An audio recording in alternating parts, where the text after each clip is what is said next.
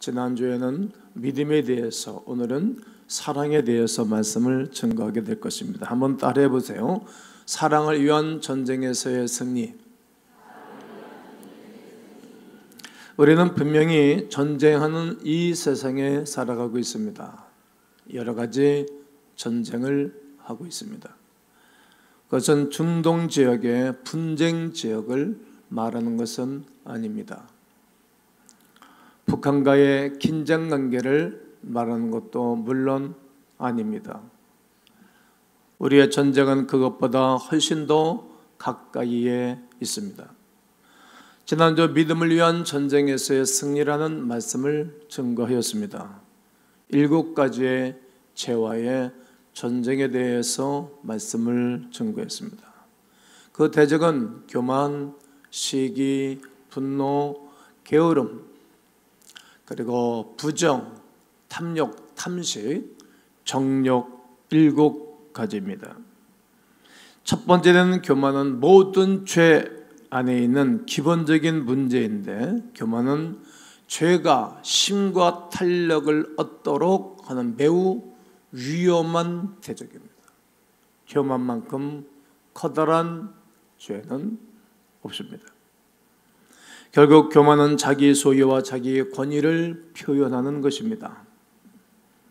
굴복할 줄을 모르고 겸허할 줄을 모르는 자세입니다.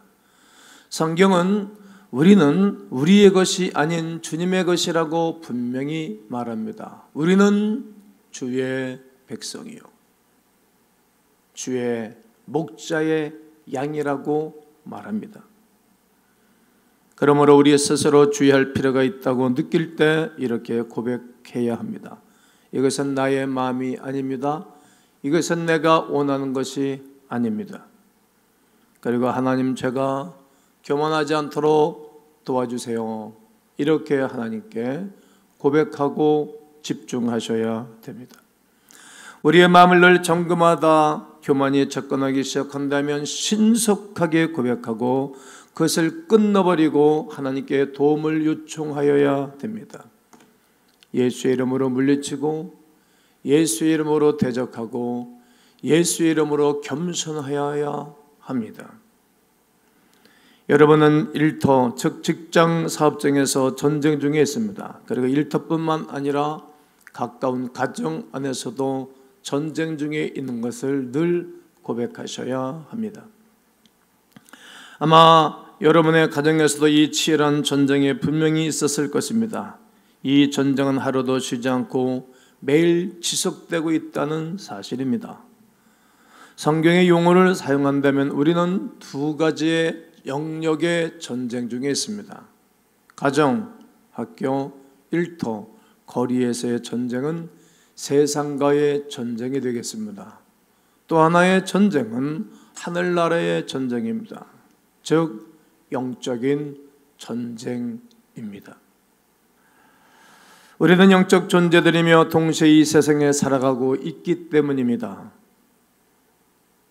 아무리 많이 가졌어도 또 다른 것을 소유하고자 하는 그러한 욕망 말입니다. 우리는 날마다 욕망이라는 세상과의 전쟁을 치르고 있답니다. 이런 세상 나라에서 대량 산상 무기는 정욕과 탐심의 산물입니다. 정욕과 탐욕, 이것들은 오래된 것이며 인간에게 치명적인 무기입니다. 인간에게는 정욕과 탐욕의 굶주림이 있습니다.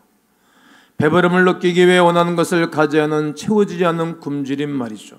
그리고 그 굶주려 자신이 원하는 것을 계속 갖고자 정욕과 탐심이 그것입니다.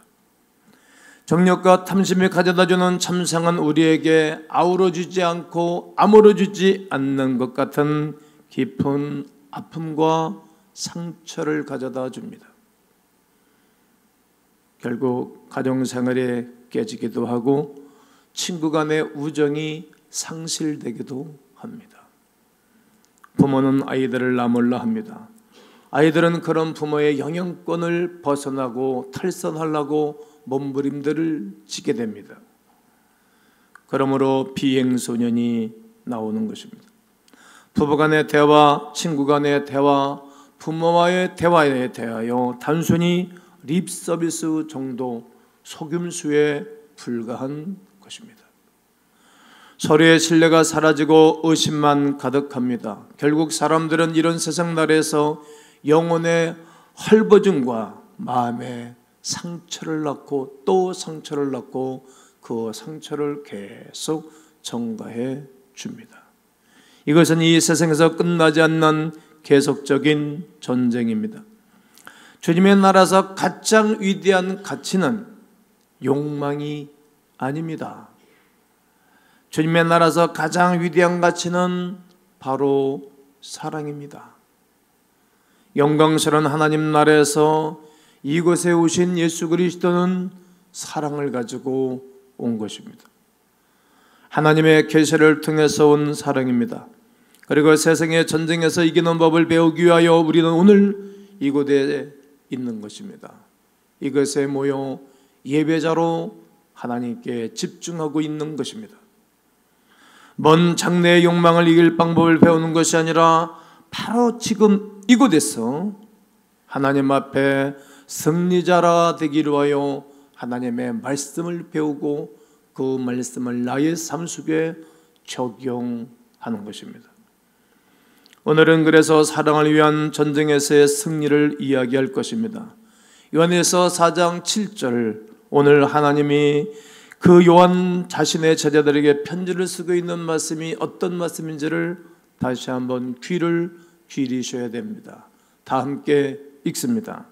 사랑하는 자들아, 우리가 서로 사랑하자.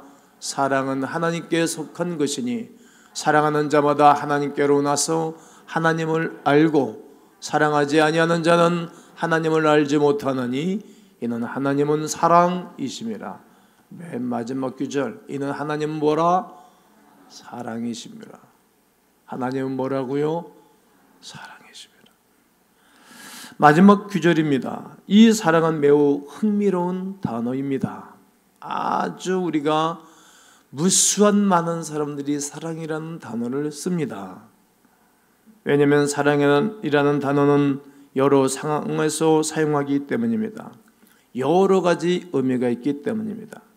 그래서 우리는 고대의 그리스도로 돌아가 보게 될 것입니다. 당시 사용했던 헬라어 신학 성경에 쓰인 헬라어는 많은 적응성과 다양성이 있습니다.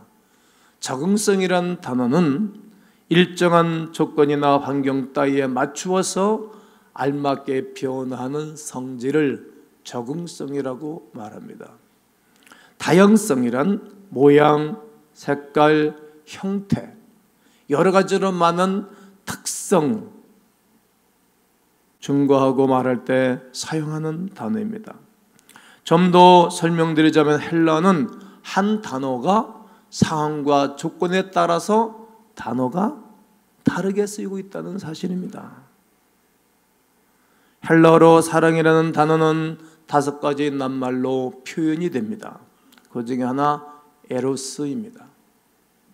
남녀 간의 이성적인 사랑입니다. 즉 세속적이고 인간적인 이성적인 사랑을 표현할 때 에로스라는 단어를 사용합니다. 두 번째는 스토르게, 가족에 대한 사랑입니다. 가족이 얼마나 소중하고 귀합니까? 세 번째 단어는 필리아, 친구 간의 사랑, 우정을 표현할 때 필리아 이런 단어를 사용하죠. 또 네 번째는 코이노니아입니다. 지나간 우리 체육대회 때 찍은 사진입니다. 믿음의 공동체 안에서 발견하는 사랑입니다. 하지만 요한은 사랑을 표현할 때 이 5가지의 단어를 사용하지를 않습니다. 이 5번째 단어가 아가페입니다. 뭐라고요? 아가페. 이 단어가 바로 사도 요한이 요한서신을 쓰면서 그의 제자들에게, 그를 사랑하는 사람들에게 사용했던 단어입니다. 무조건적이고 일방적인 사랑을 표현할 때 쓰는 단어가 아가페입니다. 아가페입니다. 그리고 오늘날 우리가 잘 새겨들어야 할 단어이기도 합니다. 사실 이 단어보다 더 중요한 것은 없습니다. 아가페라는 단어는 신약성경에 고대 문헌 그 어느 곳에서도 아가페라는 단어를 찾아볼 수 없기 때문입니다. 사도 요한이 제자들에게 편지를 쓸 때 이 아가페라는 단어를 이해했던 것 같습니다. 어찌 보면 기독교의 발명품과도 같습니다. 제자들에게 새로운 단어에 대한 새로운 단어가 필요했는데 그것이 바로 아가페 단어입니다. 왜 요한은 새로운 단어가 필요했을까요? 무진장 고민했을 거라고 생각합니다. 목사가 한편의 설교를 준비할 때 무한 고민하고 주제를 잡을 때 엄청나게 고민하는 것처럼 사도 요한은 많이 고심했을 것입니다. 왜 그랬을까요? 바로 예수 그리스도 때문입니다. 아가페 이전의 사랑이라는 단어는 어떤 시기에도 어떤 장소도 어떤 곳에서도 볼 수 없었습니다. 예수님의 사랑을 보았을 때 이처럼 위대한 사랑은 없다. 이처럼 위대한 사랑은 없는 것입니다. 이런 아름다운 사랑은 없던 것입니다. 그래서 이것에 대한 아주 새로운 단어를 가져왔던 것입니다. 그것이 아가페입니다. 아가페를 알고 이해한 사람들은 그것이 자신의 삶을 기꺼이 아가페적 사랑을 가지고 오신 그리스도 예수에게 일평생을 바쳤습니다. 그리고 이것은 새로운 단어가 되었습니다. 아가페는 단지 인간적인 사랑이나 가족의 사랑이나 사랑하는 사람들의 성적인 사랑이나 친구 간의 사랑의 그 이상이 되겠습니다. 이것은 아주 새로운 거룩한 사랑입니다. 초자연적인 사랑이며 굉장히 헌신적입니다. 진실하고 순수하고 깨끗합니다. 그리고 그가 아름다운 것으로서 결코 세상에서 본 적이 없습니다. 그렇게 아가페는 예수 그리스도를 통해 인간들의 치열한 전쟁터인 이 세상에 오신 사랑 아가페입니다. 조건부적인 다른 사랑과는 전혀 다른 하나님 아버지의 나라에서 이 땅에 일방적이고 무조건적인 사랑을 가지고 이 땅에 찾아오신 사랑입니다. 그것은 창세 전부터 시작되어 2000년 전 주님의 부활로 그 절정을 이루신 것입니다. 그리고 요한은 그의 제자들이 아가페적 사랑에 대하여 잘 이해하지 못하고 있다는 것을 알고 있었습니다. 그래서 요한은 계속 설명하는 것입니다. 성경을 보겠습니다. 요한일서 4장 9절 10절에서 하나님의 사랑이 우리에게 이렇게 나타난 바 되었으니 하나님이 자기의 독생자를 세상에 보내심은 그로 말미암아 우리를 살리려 하심이라. 사랑은 여기 있으니 우리가 하나님을 사랑한 것이 아니요 하나님이 우리를 사랑하사 우리 죄를 속하기 위하여 화목제물로 그 아들을 보내셨습니다. 요한이 말하고자 하는 아가페적 사랑은 희생입니다. 아가페, 그것은 주는 것입니다. 아가페, 그것은 희생적입니다. 아가페, 그것은 헌신적이며 아가페, 그것은 지속적인 것입니다. 아가페, 그것은 비이기적인 것이며 일방적인 것이고 무조건적인 사랑입니다. 이것이 요한이 제자들에게 그리고 성경이 오늘날 우리에게 말하는 사랑입니다. 예수님은 십자가의 생을 통해 진정한 사랑이 무엇인지를 보여주기 위하여 이 땅에 오셨습니다. 예수님이 아가페로 오셨던 이유는 우리 삶이 일끌어들이는 정욕과 탐욕, 바로 그것 때문이었습니다. 엉클어진 삶, 삐뚤어진 삶, 정리되지 않은 삶을 위하여 이 땅에 오신 것입니다. 예수님이 십자가의 죽음과 희생을 통해 세상에 향한 일종의 재활 수술을 하셨습니다. 그것은 성경은 이렇게 말하고 있는지 보겠습니다. 사람이 친구를 위하여 자기 목숨을 버리면 이에서 더 큰 사랑이 없나니. 로마서 5장 8절에서도 우리가 아직 죄인 되었을 때에 그리스도께서 우리를 위하여 죽으심으로 하나님께서 우리에 대한 자기의 사랑을 확증하셨느니라. 할렐루야. 우리가 아직 죄인 되었을 때 주님은 죽으셨다는 것입니다. 죄인을 위하여. 그리고 우리가 이제 할 일은 우리 죄를 인정하고 그분의 놀라운 은혜와 사랑을 그냥 받아들이는 것뿐이옵시다. 주님께서 여러분 모습 그대로 사랑할 수 있도록 그냥 허용해 드리는 것입니다. 그리고 나는 주님이 십자가에서 행하신 일을 믿습니다.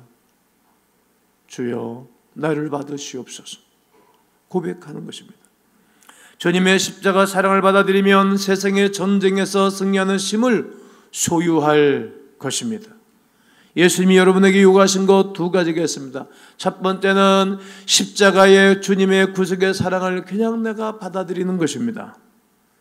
그리고 두 번째 요구는 요한 1서 4장 11절에 사랑하는 자들아 하나님이 같이 우리를 사랑하셨은즉 우리도 서로 사랑하는 것이 마땅하도다. 문자 그대로 독생자를 우리에게 보내셨다면, 즉 우리를 그렇게 너무나 많이 사랑하셨다면 여러분들의 다음에 해야 할 과제가 있다는 것입니다. 할 일이 있다는 것입니다.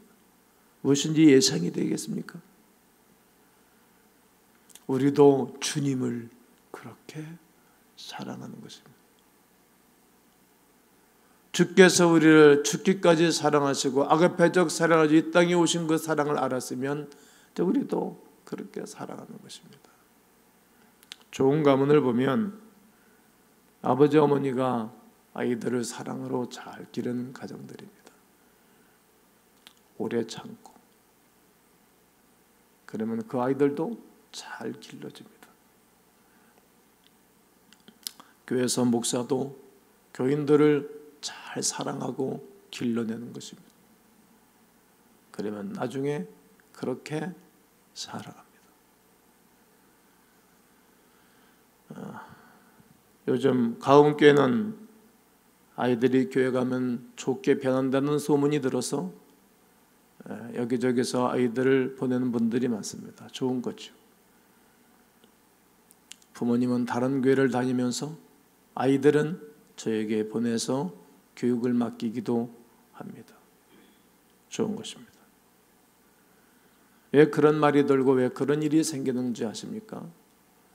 얼마 전 교회 학교 학생이 이제 고등학생이 되었는데 네 죄를 네가 알렸다 이렇게 말하듯 자기들이 어떻게 살아가는 것 알지 않습니까? 그런데 그렇게 개구쟁이고 예배를 방해하고 그렇게 분위기를 흐려놔도 변함없이 사랑해주는 선생님. 집이 같으면 난리가 나지. 학교 같으면 난리가 나지. 잡아 패고 욕하고. 그런데 그를 품어주니까. 그러면서 무슨 얘기를 하는가 하면 나도 이담에 교회 학교 교사하면 아무개 선생님처럼 할 거라고. 아무개 선생님처럼 할 거라고. 지금은 이사를 가서 교회를 떠나는데 어느 여학생이 있었어요. 여학생이 있었는데 귀에다가 귀걸이를 7개씩 꽂고 다녀요. 나도 보게 되지만 또 애가 이쁘게 생겼어요. 까마잡잡. 그 품어주는 거예요. 학교 선생님도 싫어하지 그런 애들. 부모도 막 아버지가 막 팔팔 뛰는 거야. 막 잡아패도 안 되고. 요즘 애들은 잡아패도 빨리 아무는가 봐요. 멍도 빨리 없어지고. 뭐 환장하죠. 그것도 부모가 감당할 만하니까 그런 자녀 붙이는 거. 난 감당 못할 것 같아 그러면. 그런데 이제 걔가 변한 거예요. 지금은 이제 2부 예배를 이렇게 우리 작년부만 드리지만 그때는 학생들 내 설교를 듣고 가야 되겠다고 해서 다 2부에 함께 모았는데 애들이 그래서 설날에 찬양을 했죠. 근데 걔는 교회가 오는 게 낙이야. 교회만 오면 행복한 거야. 왜? 성적 안 묻잖아. 교회 성적 묻습니까? 돈 있는 거 돈 없는 거 묻습니까? 부모 직업 묻습니까? 난 안 묻지. 교회 오면 해피한 거예요. 그리고 이제 대학을 갔는데 쌍둥이에요. 하나는 군대 가서 그 하사관을 뭐라 그러나 그러니까 직업군인으로 하나 가고 하나는 회사에 취직을 하고 아주 애들이 잘 컸다고. 지난번에 결혼식에 오셨는데 목사님 교회에서 교회학교 선생님들이 또 교회에서 목사님이 우리 애들 잘 길러줘서 쟤들이 어떻게 살까 아주 아찔했는데 하나님 은혜를 주셨다고. 살아가는 거예요. 어떻게 다 지적하고 어떻게 다 말합니까? 아무도 하나님을 본 적은 없지만 만약 우리가 희생으로 서로 사랑하며 하나님은 우리 안에 살아계신다라고 고백하는 사람들에게는 우리 주님은 사랑은 완전하게 만들어졌기 때문입니다. 그것이 사랑이라는 점을 깨닫기를 원합니다. 우리는 평범한 사이에 평범한 사랑에 우리의 사랑을 바칠 것인가? 아니면 새로운 종류의 사랑에 아가페적인 우리 인생을 바칠 것인가를 결정해야 됩니다. 이 세상의 싸구려 사랑에 내 인생을 바칠 것인가? 아니면 고귀하고 놀라운 사랑에 내 인생을 투자하고 맡길 것인가? 우리가 결정해야 됩니다. 바로 지금 여기서 여러분들에게 묻고 싶습니다. 여러분은 어떤 인생에 여러분을 투자하고 싶으십니까? 정욕과 탐욕의 게임의 인생을 투자해 왔습니까? 극심한 경쟁 속에서 인생을 머물러 두시겠습니까? 아니면 새로운 사랑을 선택하시겠습니까? 우리가 결혼식에 하면 고린도서 13장을 읽어주고 또 저도 13장 4절로 7절의 설교를 한답니다. 여러분도 그것을 아시겠지만 사랑장입니다. 사랑은 오래 참고 사랑은 온유하며 시기하지 아니하며 썩내지 아니하며. 맞습니까? 하지만 12장 맨 마지막 절에서 성경은 바울을 통하여 이렇게 기록합니다. 너희는 더욱 큰 은사를 사모하라. 내가 또한 가장 좋은 길을 너희에게 보일 것이다. 저는 여러분들에게 제일 좋은 길을 보여드리고 싶습니다. 바꿔 말하면 교회 밖에서 인생에게 가장 중요한 것이 권력이나 특권, 영광, 돈 혹은 평안함 아니면 무엇이든지라고 말하는 사람들이 있을 것입니다. 그러나 요한은 성경 곳곳에서 아닙니다, 아니다, 그런 것이 아니다라고 계속 말하고 있는 것입니다. 저는 그래서 여러분에게 제일 좋은 길을 보여드리고 제일 좋은 길을 말씀드리고 싶은 것입니다. 그것은 새로운 사랑이라고, 누구에게도 행하지 못한 새로운 사랑이라고, 그것은 인류의 죄악을 짊어진 아가페의 십자가 사랑이라고 말입니다. 여러분의 인생을 이 새로운 사랑, 아가파의 사랑에 바치라고 예수님의 이름으로 권면합니다. 사랑하는 성도 여러분, 사랑하는 법은 그렇게 복잡하지 않습니다. 사랑하는 길과 방법은 아주 단순합니다.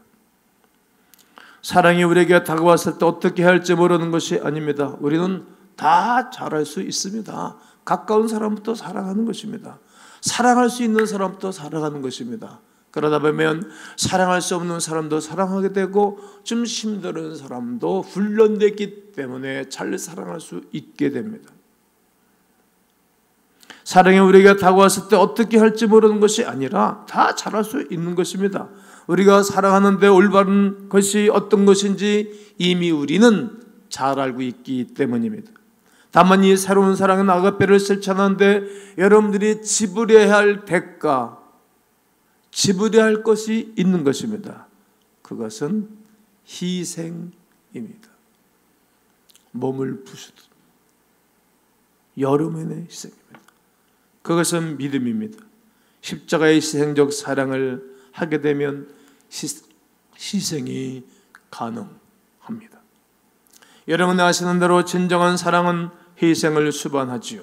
이것이 가장 훌륭한 방법입니다. 가장 좋은 길입니다.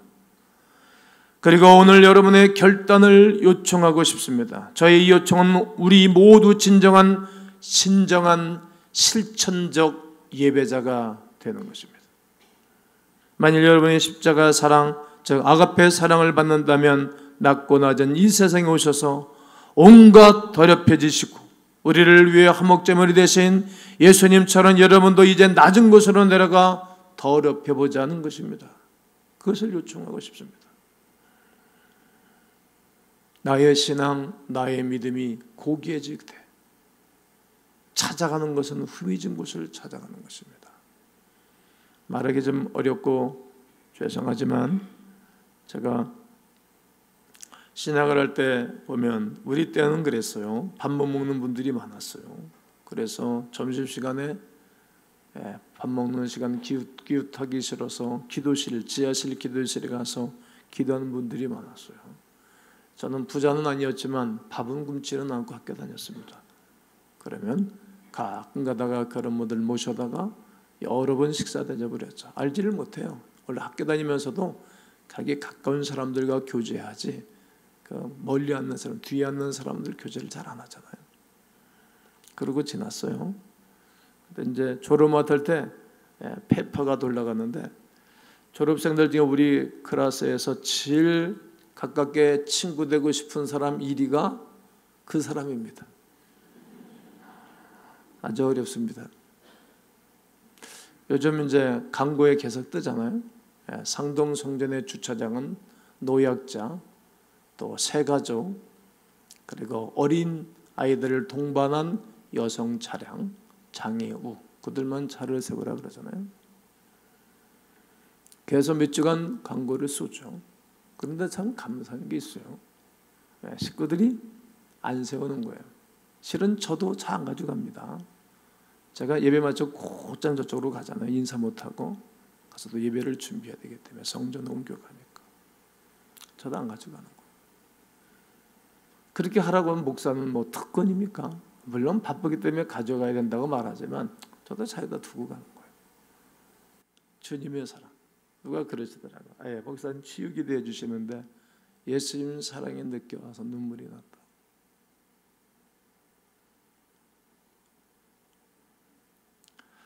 온갖 이 세상에 더럽힌 세상에 예수님이 오신 거예요.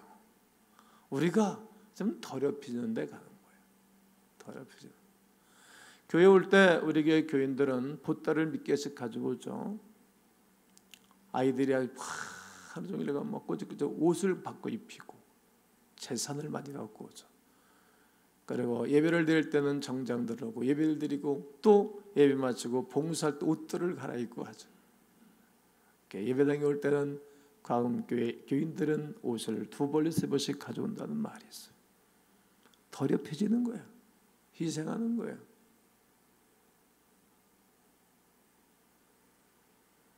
예수님처럼 여러분도 이제 낮은 곳으로 내려가 더럽혀보자는 거예요. 좀 더러워지자. 우리 속사람은 깨끗해지지만 성결하지만 우리의 삶은 더러운 곳에 내 손과 발이 가는 것입니다. 저는 여러분에게 바로 마음속에 한두 사람을 떠올리기를 요청합니다. 그 사람들은 이번 주에 여러분과 나의 고집을 버릴 사람들이며 여러분이 자신에 대해만 생각하지 않을 사람들이며 여러분의 보다 더 중요하게 여겨져야 할 사람들입니다. 기독교는 언제나 연약한 사람을 위한다고 사람들은 말합니다. 그러므로 여러분은 이제 이런 자세를 갖기를 원합니다. 나 자신에 대하여 생각하지 않는다. 나는 누군가가 다른 사람을 위하여 봉사할 것이다. 나는 이번 주 사람들이 필요한 것을 우선적으로 내가 지출하고 지불하며 다가갈 것이다. 나는 그것에 대하여 용감하며 철저하게 될 것이다. 나는 언행이 일치하도록 될 것이다. 이렇게 말하고 결단하는 것은 진정한 힘을 필요로 할 것입니다. 여러분 마음속에 한두 사람이 떠오른다면 결단하는 것입니다. 예수님께서도 마가복음 10장 45절에 인자는 섬김을 받으려 온 것이 아니고 도리어 섬기려 하고 자기 목숨을 많은 사람의 대성물로 주려 함이니라. 나는 여러분과 제가 예수 그리스도로부터 받은 십자가의 아가페적인 사랑, 십자가의 사랑, 이 사랑을 다른 이들에게 전해주고 흘려보내주는 이 한 주간이 되시기를 주의 이름으로 축원합니다.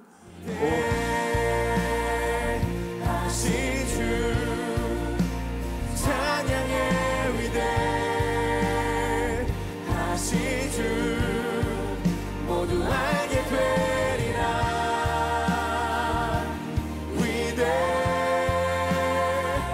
위대하신 주